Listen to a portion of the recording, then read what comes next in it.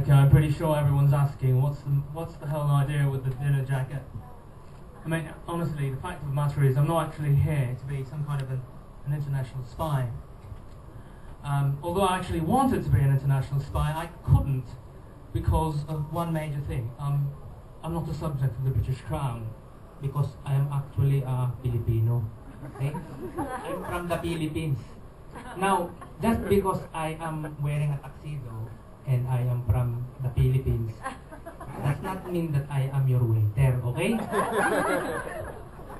The other question I get from people when they find out I am a Filipino is whether I play in a live cover band. I do not play in a live cover band.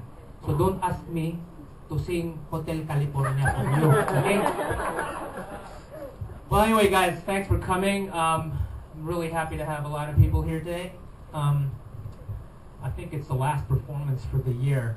Anyway, the last weekend performance.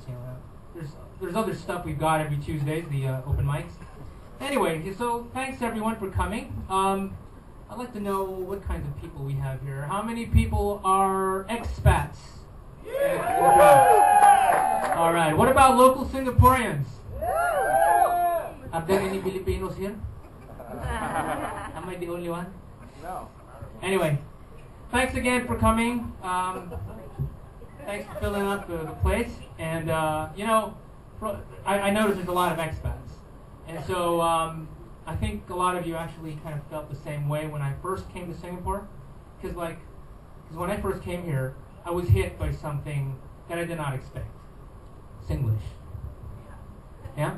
Anyway, I'm pretty sure this is probably a common thing for some of you, This thing happened to an Australian guy walked into the bar and went to the bartender and said, "Hey there, mate. I'd like to get myself a can of Tiger beer, please." "Sorry, sir. Can, cannot. Bottle, can." Classic. Now there's this other funny thing. I mean, it's a play of words. Again, it's about the language here. There's this French guy, and he went to Jumbo Seafood, and I think everybody knows Jumbo Seafood, right? Who hasn't been to Jumbo Seafood? I'm pretty sure everyone's been there. I mean, it's kind of even if you're probably not based here yet, probably based somewhere else and flying here to Singapore, I'm pretty sure your hosts took you there, and you probably sampled the specialty of Jumbo Seafood, right? Anyway, so this guy, he goes to Jumbo Seafood, he's supposed to join another group, and he suddenly sees his office mate, Beng Huat. And Beng Huat is there, seated with other friends, his own friends, and he's actually eating something, which is actually the specialty of the house, and he's got this bib, okay? So you have to have a bib when you're going to be eating the specialty of the house, because it's really messy. So the bib has some yellowish brown stains, which kind of look like a used diaper, So it looks really yucky, gross, And so, the French guy goes there and sees his friend Beng Huat. "Hey, Beng Huat, very nice to see you here. What is that you are eating?"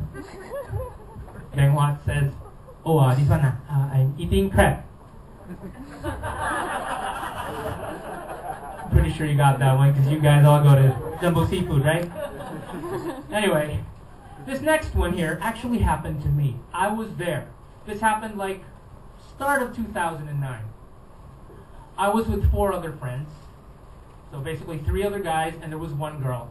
And this girl she's kind of, pretty and sexy, and she was wearing something kind of sexy. So she kind of stood out because she was the only girl and she was really sexy. Really hot. Okay, that's I guess more like the term. So anyway, I was with those friends. A friend of ours was driving. He had a van, and we went over to Changi Village. And there's a lot of, there's stuff to do there. Eat nasi lemak and look at and make fun of the transvestites who walk by, right? So right after we finished our nasi lemak, the girl, the only rose among the thorns, said, "Hey, wow, this one now so effing hot already, and also very boring. Hey, what we do next? So the guy who actually drove the van, he answered with his most bang voice. The next one now, we going over there to FU. What you going to do to me? No, we're not going to do anything. What you mean by you're going to what me? You say something like you're going to F me. No, I'm not going to F you. We're just going to this place. The place called FU is where the airplane land. We can go there, watch the airplane, you see. Oh, you mean airfield? Crazy, right? The next one actually is something that happened to me again, but many years ago. Something like back in 1997. Back then I was not actually working here yet. Okay, I was not living here in Singapore. I was here for a trip. I was still working in the Philippines, and I was here for training. Now the company, it was an IT company, they have their Southeast Asian headquarters here in Singapore. And you know, what they do is they have their training and get everybody from all around the region to come here to Singapore and attend the training. Now, the training was a month and a half. Okay. The thing about this is, you know, whenever people fly in from other ASEAN countries, everybody, even back then, used to get 30 days. Okay? Every time you flew in, this is the way it was before, every time you flew into Singapore, you got 30 days. Every time you drove in or rode a bus coming into Singapore, you got 14 days.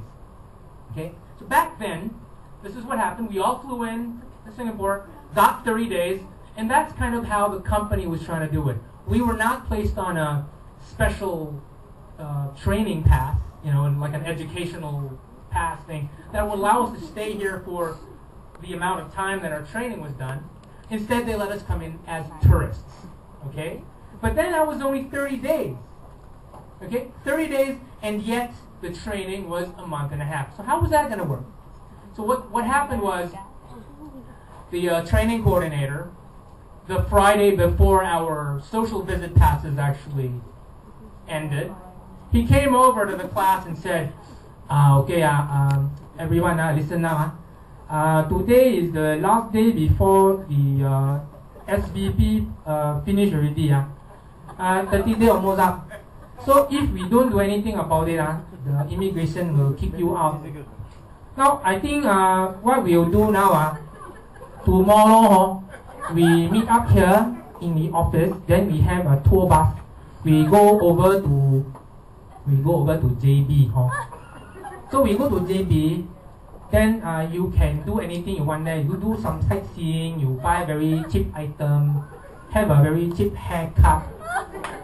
Then after you do everything you need to do, then we gather together. They come back to Singapore. Go through immigration. Then they give you another 14 days. Okay? And then we were all nodding like that. Yeah. Oh, almost forgot, because JB is another country area, it's no longer part of Singapore. Tomorrow must bring your passport. And another thing, so they let you back inside. You must show your etiquette. Then we were like, me and my Filipino friends, we were like, what exactly was he saying? Because we thought, you know, etiquette. We thought something else, you know. Anyway, so we were going to ask the question, and somebody from the back, an Indian guy, actually beat us to it. He asked, excuse me, sir, when you say we need to show our etiquette, do you mean to say we need to be extremely polite? Oh, I say nothing like that. I say only you must show your etiquette. You can't fly the airplane without your etiquette, you know. Oh, you mean air ticket? Classic. Anyway. Thanks, guys. Anyway, so, I mean, I've been here, I kind of learned Singlish, you know. One of the things I needed to learn was, well, the fact that Singlish is not exactly like English. There's a different way of saying things. There's a certain grammar to it that is different from what we know to be standard normal English. So, one of the things you have to understand is you can't just say things the way you would say them in normal English. So, like, for example, you have a German tourist who comes over, he asks the janitor, what was that again? German. German accent. Excuse me, sir, where is the toilet? Huh? No, he's gonna get that, okay? So, the only way to get things done here, especially when you're talking to janitors, is to know how to say it. And the only way to say it here properly is, hey, toilet, where? Gotta know a bit about Singlish, grammar and word order. And you gotta remember also that there is a little bit of that up and down zigzag tone, whenever people talk. Plus, of course, there is generally a one-to-one correspondence or a translation of how things are said in Singlish that is different from normal English. I'll give you an example. What happened? What happened?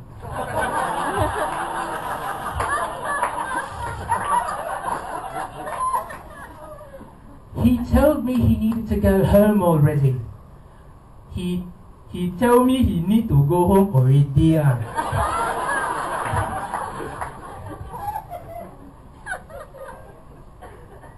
Why don't you honor your commitments?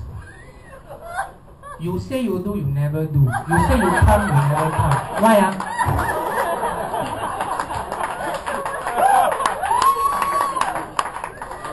What's wrong with you?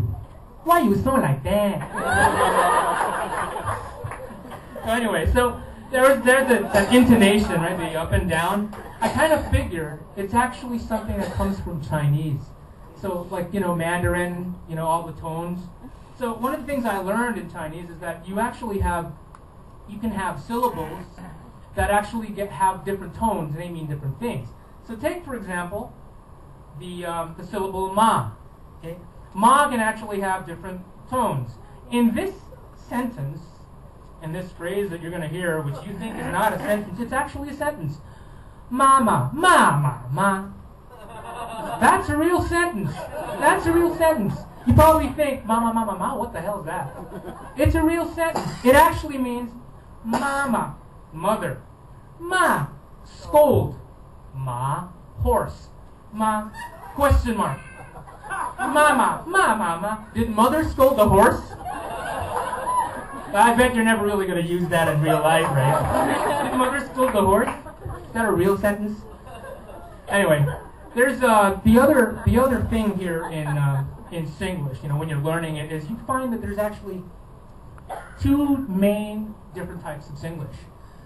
It's not just one, So you've got okay, I don't want to sound like I'm a classist, discriminating idiot or something, but there's like the upper class and the lower class, the elites and the masses.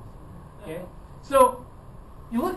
There's this little phenomenon that I found out, and that is the lower classes normally speak with a higher pitch. The upper classes speak with a lower pitch. I don't know why. Don't ask me why, but that's what's happening out there. So you talk about the lower classes. These are the the working classes, like the people working in the kopitiams out there, the hawker centers, the janitors, cab drivers. So you go to a kopitiam. Okay, you go to a normal stall there, and then he says, "Hey, what you want? You want chicken rice? Steam or roasted?" Kind of sounds a bit like Bugs Bunny. Huh? Yeah, what's up, Doc? Kind of like that, huh? Or you even have the normal cab driver. Hey, going where? Okay, so go which way, huh? City or PIE? That's the normal thing. Then suddenly, they have this random conversation which always goes along a particular track. Hey, Singapore government, everyday rock people. You see, everywhere, there's a ERP. Then if you complain, government whack you. Cab drivers, I don't know why. That's the way they are. Anyway, guys, that was the lower classes. Well, what about the upper classes? So I was saying they had this lower voice, right? Okay, so You notice this in white-collar professions, you know, lawyers, people in parliament, people working in multinational corporations, especially the bigwigs. You find these in corporate boardrooms. This is kind of what they sound like. Actually, the sales figures for this month have gone lower because of the global financial crisis. I think it's really important for us to follow the procedures properly, because if we don't do that, we don't get our ISO certification. Sounds common, right? Sounds familiar. Anyway, so before I go, I've just got one last little question here. Okay? And this is the question. Why did the Abeng wear a tuxedo on his way to his vasectomy operation? Okay, why? Here's the answer. The Abeng said, because if you're going to be important, you might as well look important lah. Thank you everyone, my name is Ryan.